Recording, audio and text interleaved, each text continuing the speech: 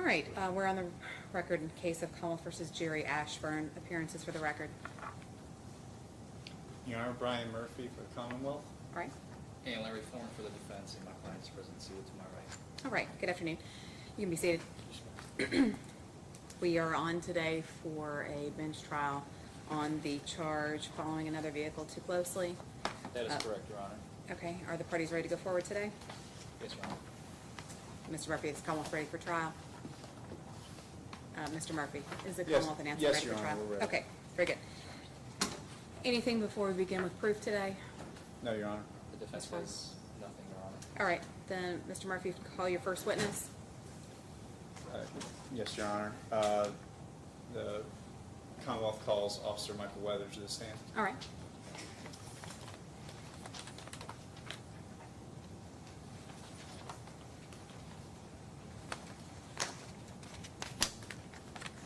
Do you swear the testimony you're about to give will be the truth, the whole truth, and nothing but the truth to help you God? I do. All right, you may be seated. Mr. Murphy.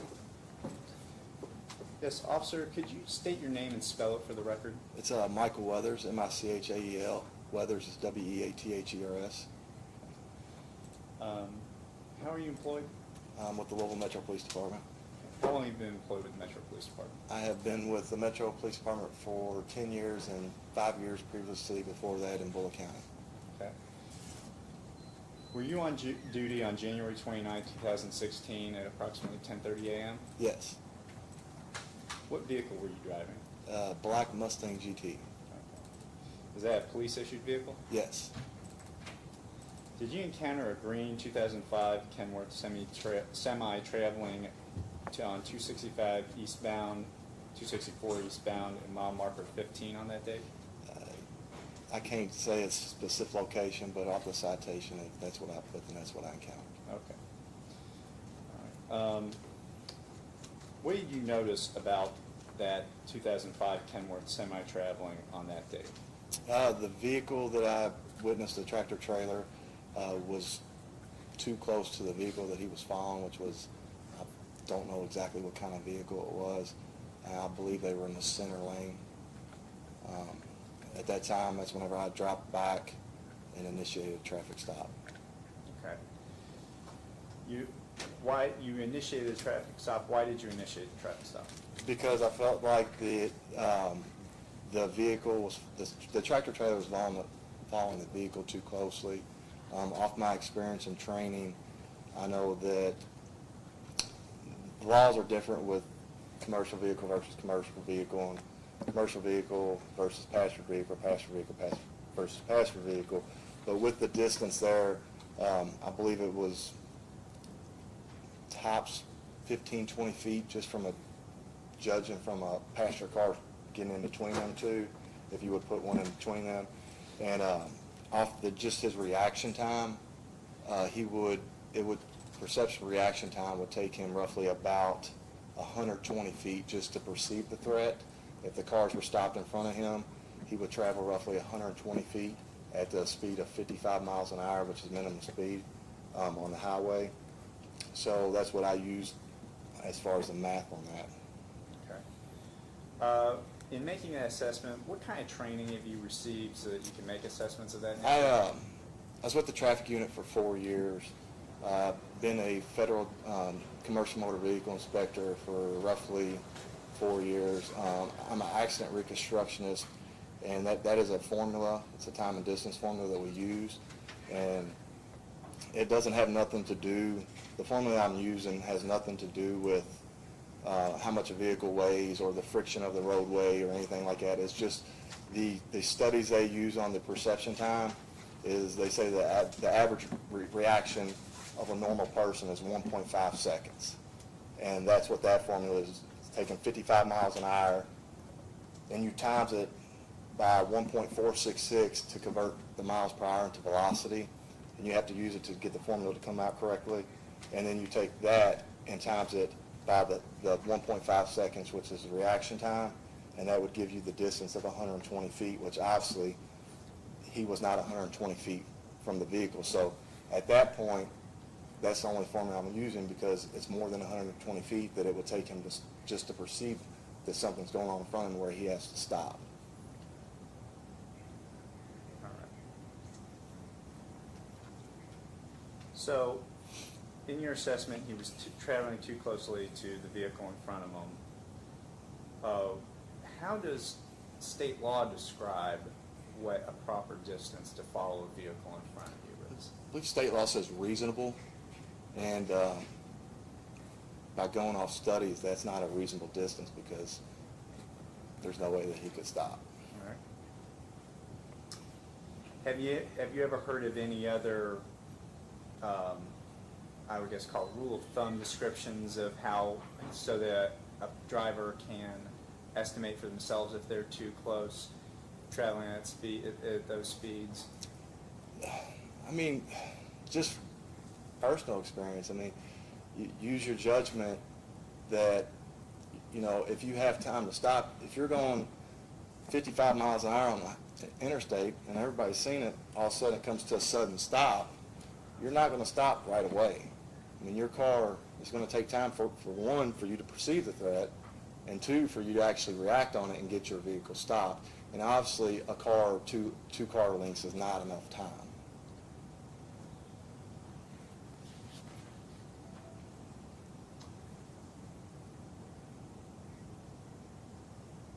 All right. So, after seeing this semi-trailer driving, you made an assessment that it was following too closely to the vehicle in front of it.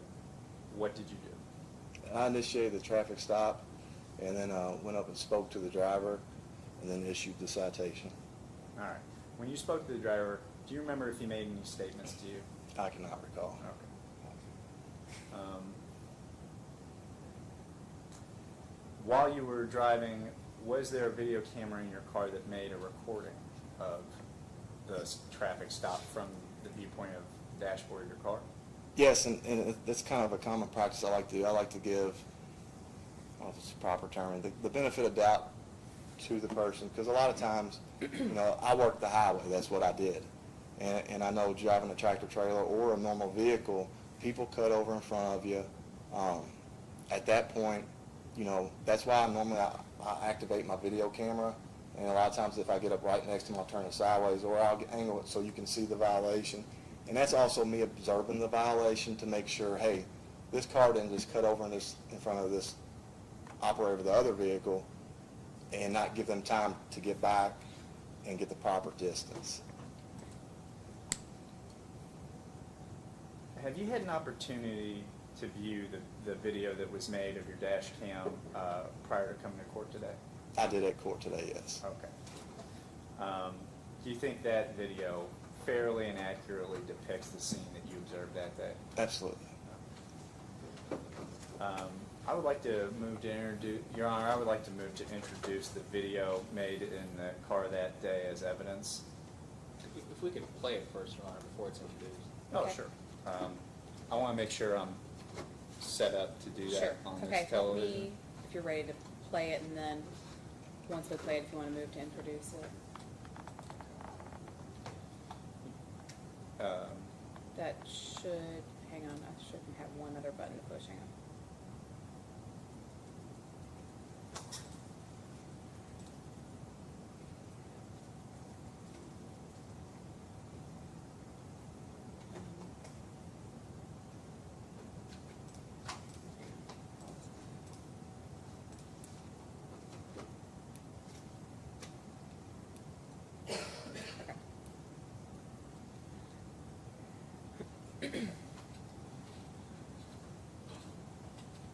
Officer Weathers, can you see that screen well? Yes. Feel free to roll it over if you want to, or he can step down.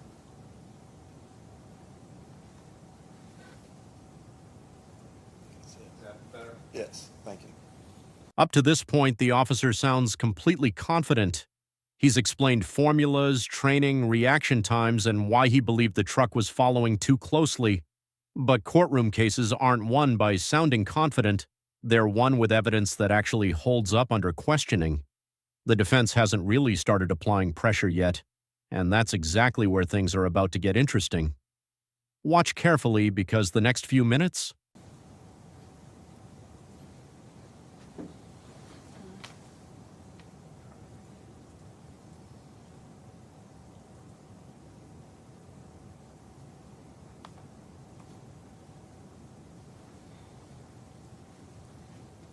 That's really far away from your witnessing from, I've got a screen up here that I can look at, but if he's gonna try to narrate it, Yeah. it may be better to either get him down or roll it closer.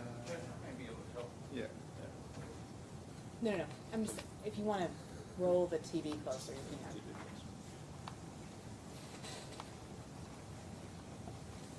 Made that any bigger.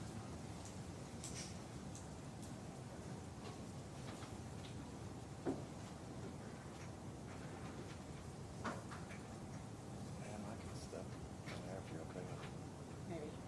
I'll make sure you're close to a microphone so you can be heard on the record.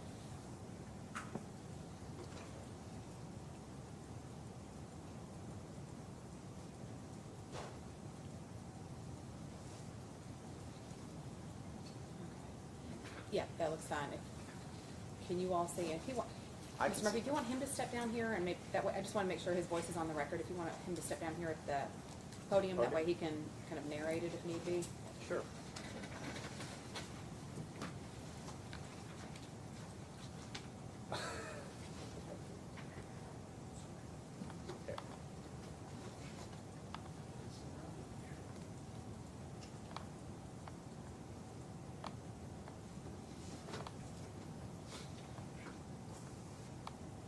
All right. Officer Weathers, if you would just narrate what you're seeing on the video.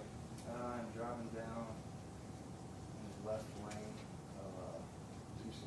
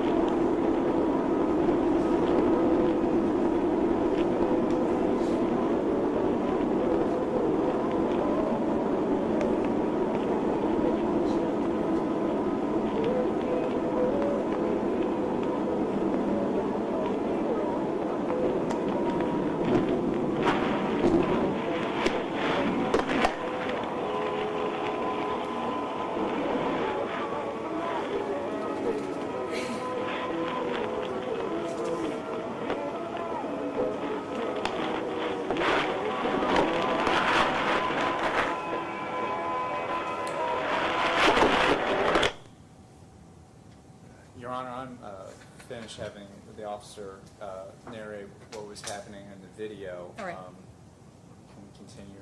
Yeah, if you want to have your seat, thank you.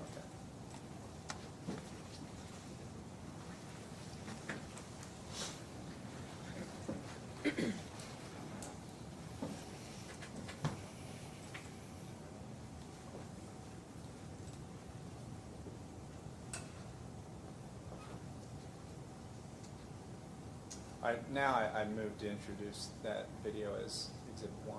Any No objection? So admitted. Okay, officer, having just recently watched that video again, how many car lengths do you think the defendant had between him and the vehicle ahead of him? Roughly, without having a tape measure and observing it from the roadway, roughly a car length and a half tops.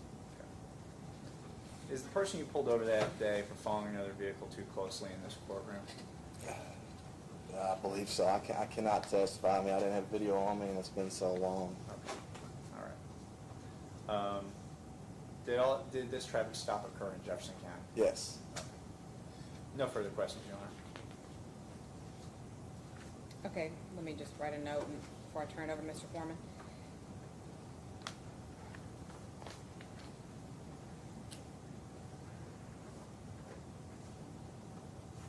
All right, Mr. Foreman. Thank you, Your Honor.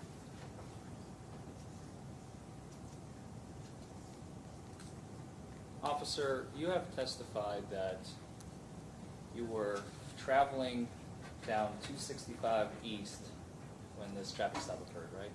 264? 264, excuse me, East when this traffic stop 264. occurred, right? Yes. Okay. What were the conditions on the roadway that day? By watching the video, it looked like it was a cloudy day, and it appeared to be dry. As we noticed in the video, we could see that there was a red car coming up directly behind my client. Did you notice that vehicle? No. Can we play the video again, Your Honor, so that we can assess and break down the video for the officer for clarification purposes?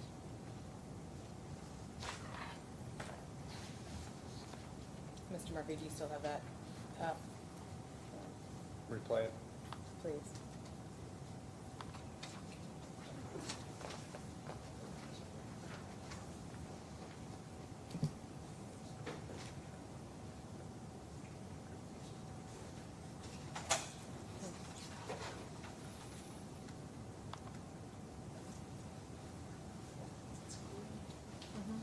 Weird.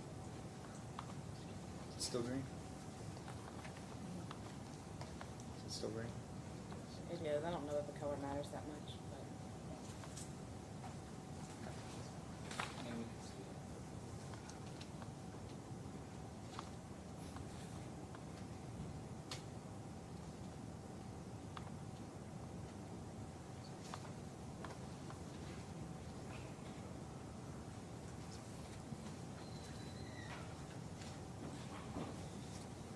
Is it still green?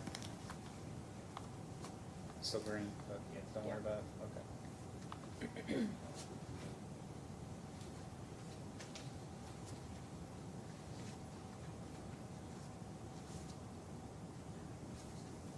Is that the vehicle you're talking about right there? Car right there, yes. You see it? Yes, I can. Now, we also see the vehicle on the left-hand side that is actually overtaking the truck as you're coming back behind it. You mean passing the truck? Yeah. Correct. You're correct. Rewind it just a few seconds. If you don't mind. About 15 or sorry. There we go. And last but not least, right when you first approach the truck, we could see the vehicle directly in front of him is at quite a distance ahead, is it not? I disagree with that. How do you? I mean, I feel like as I'm coming up, I do not see no brake lights, and your client is gaining on that vehicle.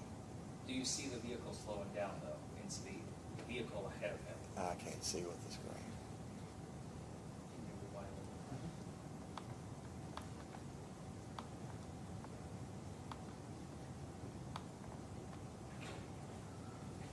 Where's he slowing down? The vehicle in front of the semi-trailer that Right. you are paying attention to. I'm paying attention to that. I just, If you watch the vehicle in front of him, the speed on that vehicle, do you see him slowing down? You could briefly see his Yeah, lights for a second, and I- then he's slowing down. Do right. you see that? okay. And I don't see brake lights until now. Right, which are on Your video. clients, There's yes. brake lights that have occurred before. I did not see that. You remember it very clearly. Watching the video, I'm saying I have not seen your client brake until now. I see your client gaining on the vehicle in front of him. Do you remember him? You can pause it. Do you remember him initiating his engine? That answer may sound harmless, but in a courtroom it can become a real problem. When an officer says they don't remember key details and can only rely on the video, the defense immediately has an opportunity to challenge how reliable the original decision really was. The attorney isn't trying to prove the officer is lying. He's trying to show that the evidence may not be strong enough to support the citation beyond question. Now I want to hear from you. If you were the judge, would you trust the officer's experience alone, or would you need stronger proof before finding someone guilty? Drop your opinion in the comments because reasonable people can honestly disagree on this one. And if you're enjoying these real courtroom breakdowns, don't forget to like this video and subscribe. We upload new courtroom battles and cross-examinations every week, and you won't want to miss what's coming next. Brakes. Sir? Do you remember him initiating engine brakes No. during the time that you were traveling on the left-hand side of my line? No, I don't. Do you What know I what see, engine brakes what are? I see is what I remember. You talking about J braking? Engine brakes, yes. Engine brake, yeah. No, I did not see him brake at all until where I pointed out in the video. Did you not see or do you not recall? I don't recall nothing but what is on the video.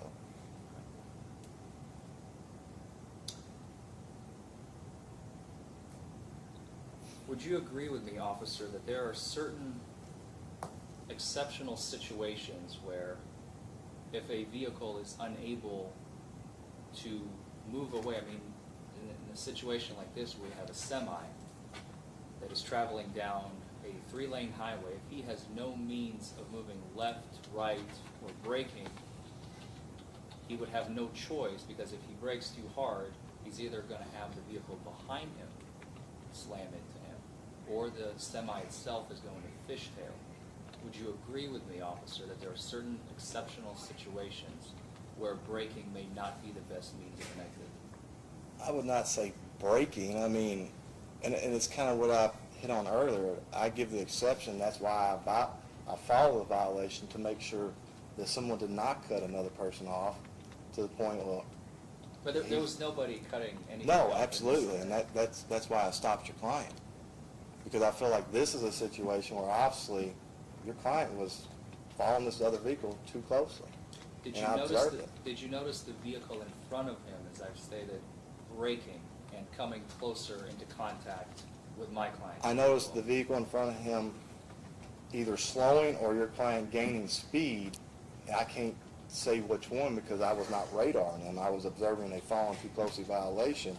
So the thing I noticed is your client was gaining speed on this vehicle, and I noticed the brake lights did not come on until I was in the picture coming around to make a violation stop. In the video, you could see my client gaining speed? No, I'm saying, what I'm saying, you have two vehicles. I'm saying either your client was speeding or the other vehicle was slowing down. I can't testify who was doing what. All I know is that your client was gaining on the other vehicle.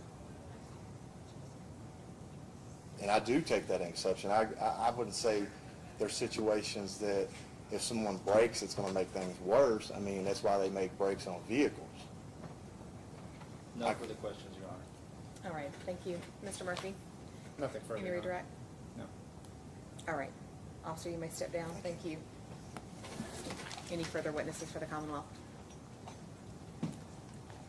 Any further witnesses for the No, Your Commonwealth? Honor. All right, let's see. Steve, would you mind to push that back so I can see? Thank you. All right. Thank you. Mr. Foreman, any witnesses for the defense? Well, first, Your Honor, if we may briefly address an issue that just arose during testimony, the defense would move for a directed verdict because the Commonwealth has not been able to satisfy its burden. They have not identified my client as the driver of said vehicle. As what? As the semi-trailer that was pulled over. The officer said he could not remember who the driver was. Okay, Mr. Murphy?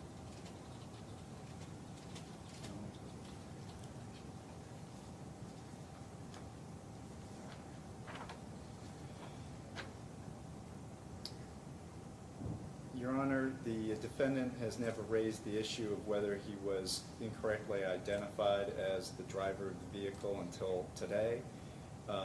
I would ask Your Honor to dismiss that argument out of hand because police officers, their duty is to encounter many, many people in the course of their duty to write traffic citations, and remembering every face that is not a reasonable expectation, but the defendant has been identified through his CDL, his driver's license number in the citation, and there's no evidence to indicate that the defendant was misidentified. You know, the problem is you didn't ask any questions about that. The officer said, I think that's him, but I can't testify necessarily in here today that I would remember his face. I mean, obviously, this is a January 2016 case, a year and a half has passed. I wouldn't expect that he could remember his face, but then we should have elicited testimony at that point about, well, how did you identify him? You know, through his driver's license number, through his address, through his CDL, and so on. And none of that testimony was elicited today. And so I don't think there has been a proper identification, despite the fact that there was, I think, good testimony. And so the motion for a directed verdict is granted. Thank you, Your Honor. Thank you. Sorry.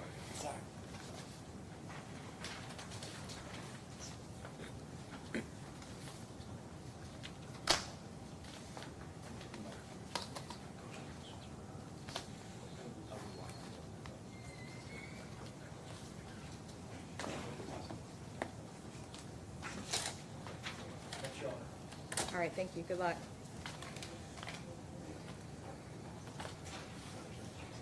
And just like that, this entire case turned on something many people never even think about. The officer spent most of the trial explaining why he believed the truck was following too closely. He talked about training, reaction times, stopping distances, and years of experience. But in the end, none of that mattered as much as one basic legal requirement. Before a court can decide whether someone committed a traffic violation, it first has to be satisfied that the correct person has actually been identified. Here, the officer admitted he couldn't confidently identify the driver sitting in court after so much time had passed. The judge wasn't saying the stop never happened or that the officer acted in bad faith. The judge simply found that the prosecution had not presented enough evidence in court to connect the defendant to the citation beyond question. That's an important reminder of how the justice system is supposed to work. Every case depends on evidence, not assumptions. Experience matters, but experience alone cannot replace proof when someone's responsibility is being decided in court. Whether you agree with the ruling or not, this trial shows why every detail matters. One missing piece of evidence can completely change the outcome of a case that once seemed straightforward. Let us know in the comments. Do you think the judge made the right decision, or should the citation have stood?